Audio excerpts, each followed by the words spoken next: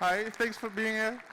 And it's an honor I'm allowed to speak about my favorite framework. Thanks, passionate people, my employer.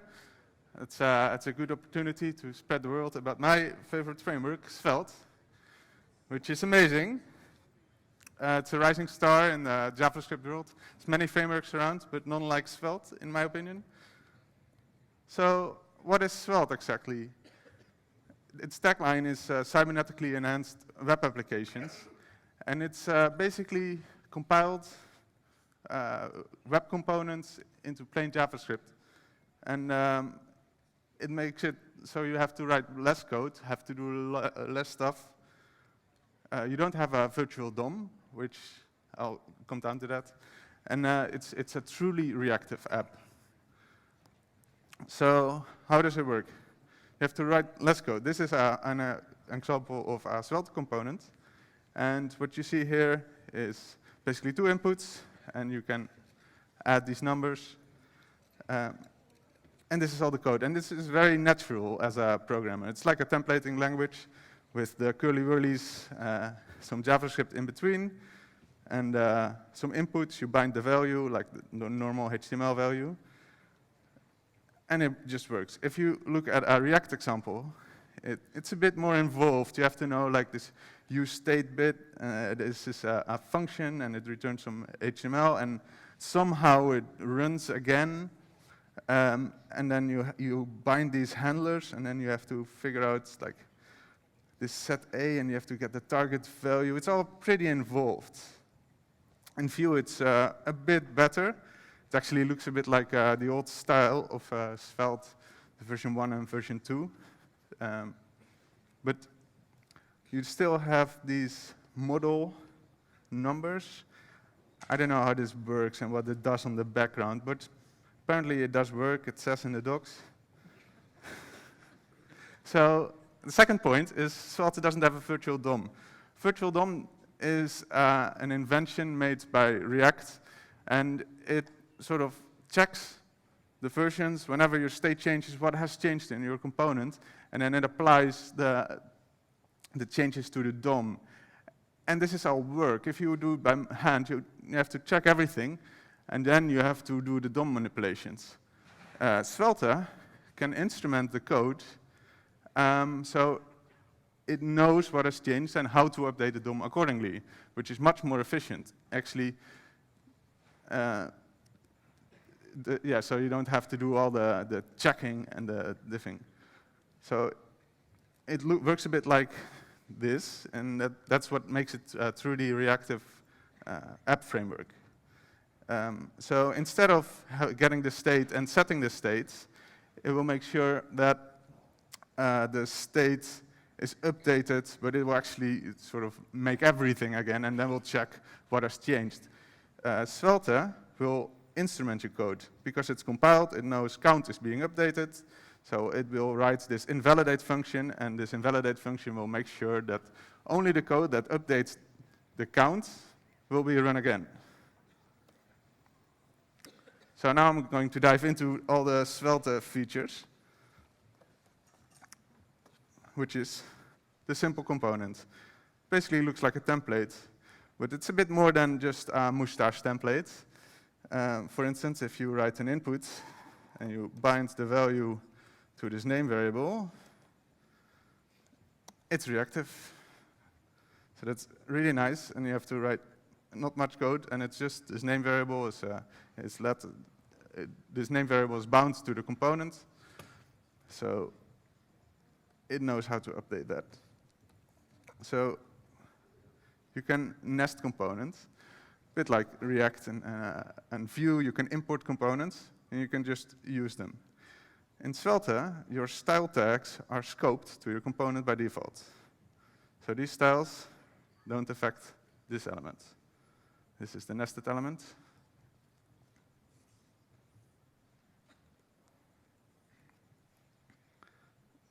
So reactivity, you already saw a bit about this, is very easy, so you just have to update variables.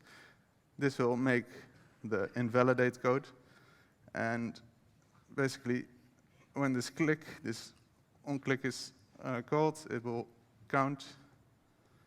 And if you look at the JavaScript, there's a bit of imports here, which is just all the default stuff. But you see this C function, it's a bit magic, but this is what the component actually is in plain JavaScript. It's making this element, this button element, this text element, and it will assign it to the proper scope. It will mount everything if it's mounted. And then whenever it's updated, this is where the magic happens. It will know what is dirty.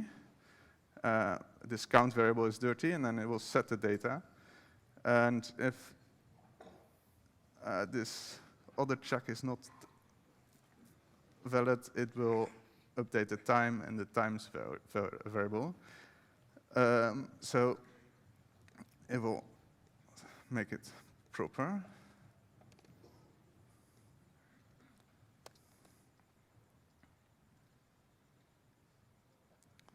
There's another bit of reactivity.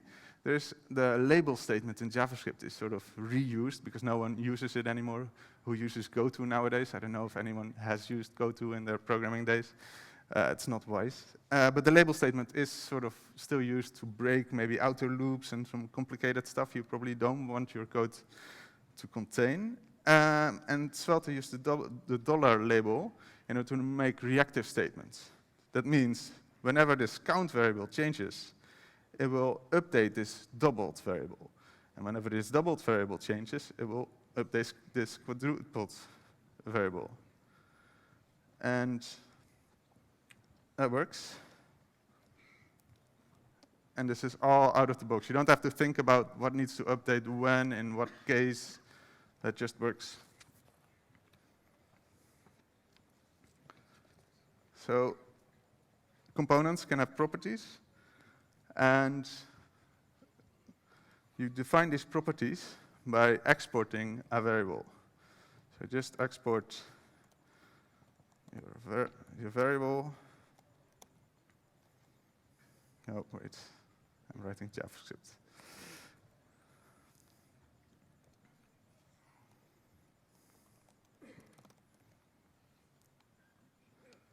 And then all these things will have the default variable, and I can update this.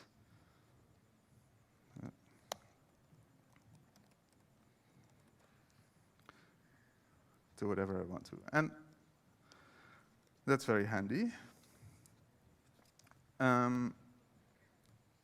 Next, there's if and else blocks.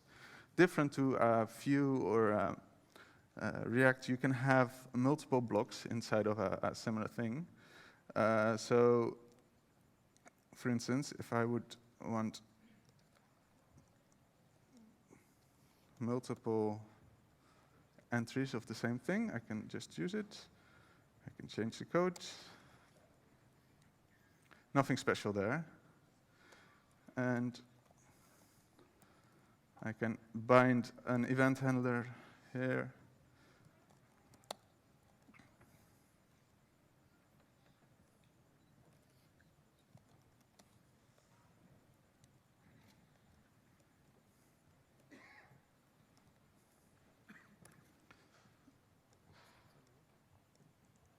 And it just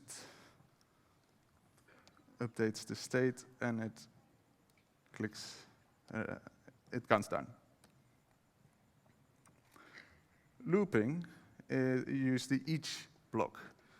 And you can loop over this cats array, and you destructure directly into these two variables, ID and name. And this is the index of the loop. And it will render an unordered list with these list items. Again, I can just have loop over blocks of multiple items, which is really handy.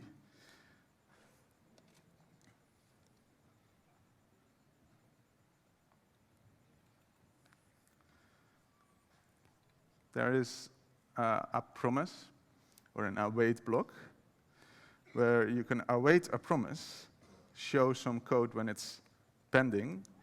Then, when the promise is resolved, it will output the number. Whenever an error occurs, it will output the error. So you get this random number, you fetch from this route a random number, and sometimes it fails. And then you have the error block. Otherwise, you assign this promise again, and whenever you click on the button, it will get the random number again. It's very nice. You don't have to have complex logic in order to update your component state. It's very handy. So then Svelte has stores. Stores are basically the use state, set state, React hooks style in a slightly different way, but it's heavily inspired by those features in React.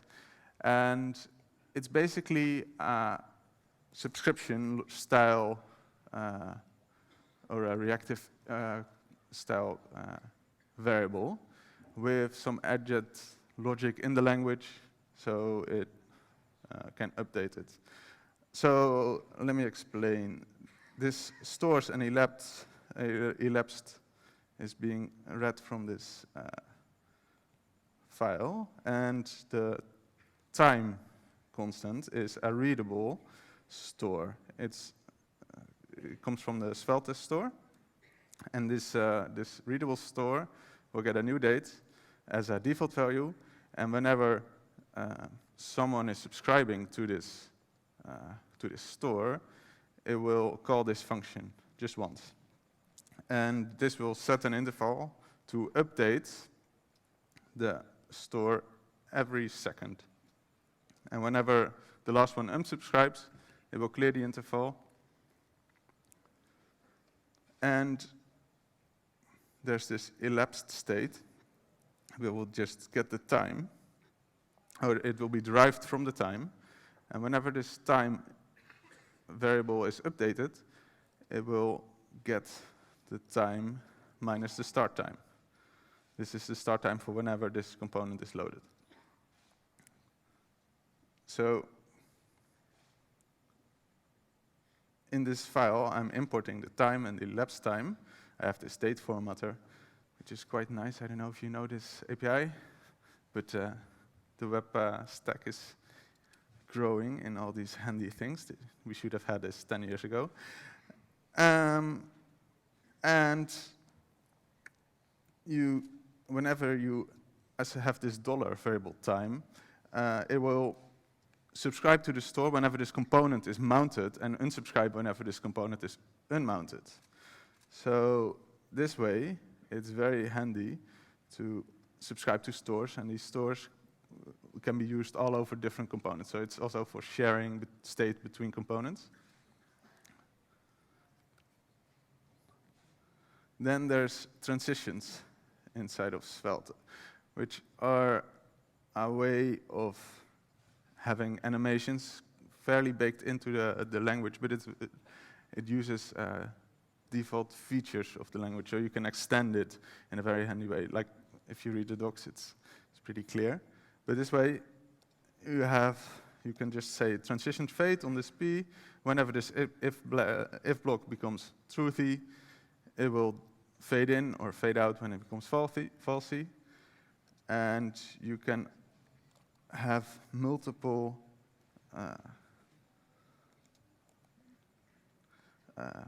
styles. You can also do an in fade and an out fly.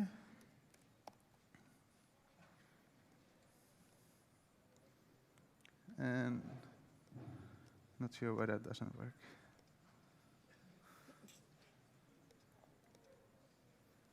I must be doing something wrong. Anywho. Slots. If you're familiar with Vue, you might know slots, but slots is a way of injecting state into another component. You can have a normal component like this, but you can inject state like you see.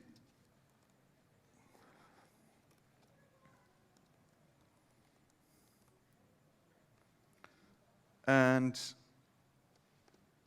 it will be injected into this component right here into the slot. And whenever this slot component has some content in it, it will be defaulted to that content whenever it's not supplied. There's also named slots, a bit more advanced feature, where you can say, I have a slot which could be heading. So I say the name is heading.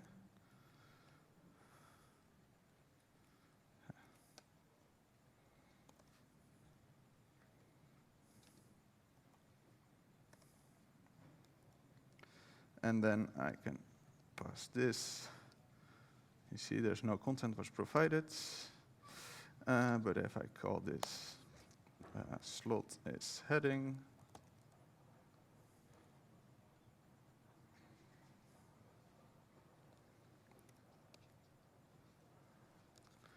it will mark it and pass it to the right slot.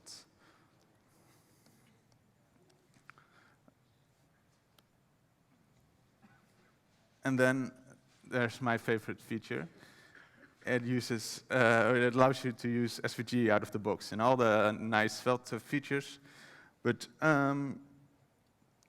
this way, I create all my nice animations.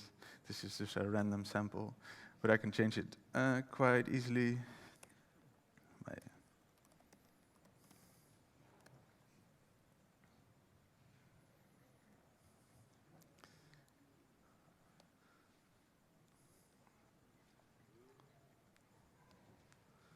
So this works quite nicely, and I use stores, which give me a time, and this will update every request animation frame.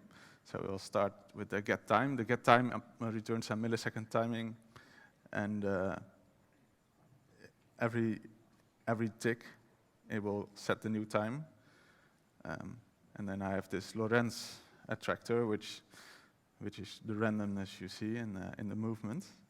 And that's basically a derived store from the tick, and it will just update every tick this according to these Lorentz equations. And then I can import this Lorentz from the timer, and I update the position every time. I just draw a circle, and then you have to supply your namespace if you're working in SVG, or have a component which exposes to an SVG namespace, basically. So this way you can update it. For instance, I can now change maybe the colors based on the time as well. I just add this time, and maybe make this fill RGBA. Of time or lower.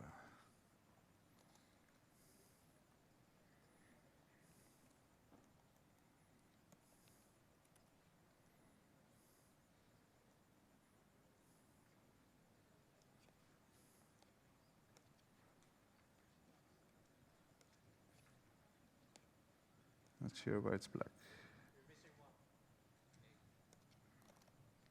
Thank you. Oh, wait. It's a bit sluggish.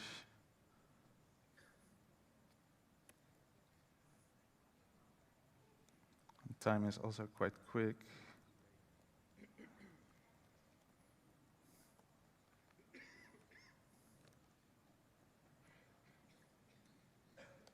Not sure. I can also use these reactions in order to, oh boy.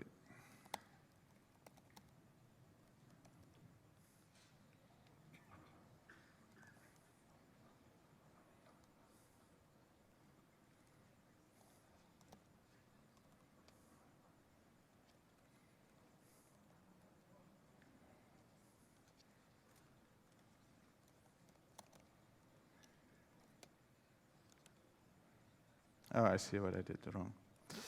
I wasn't using the curly braces.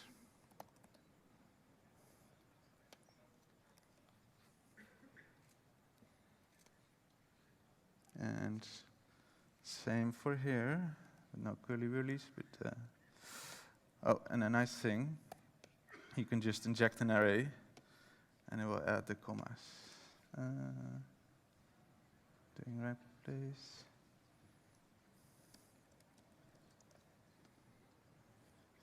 There we go, and it's all gray because all these timings are the same value.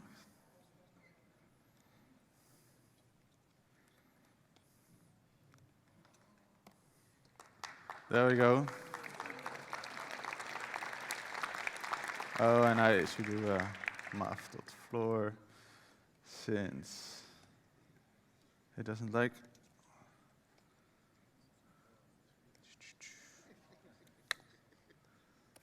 There we go. Anywho, can continue for a while. This is what I do in my spare time. So is Svelte the last framework, as the title of my talk? So I think it might very well be. It's very efficient in developing code and in running.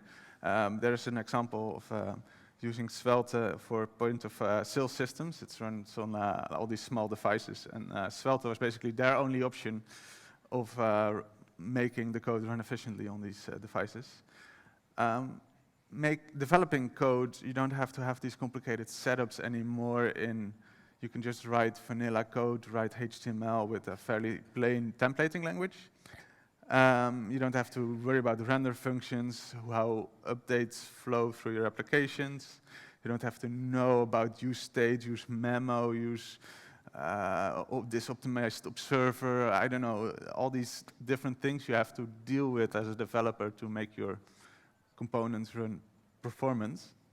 And then Vue has its composition API coming, but it's again a set of 10, 20 functions you have to learn and have to deal with, and it's all very complicated, in my opinion. So it doesn't need to be. You can write smaller components, and writing less code is less bugs usually.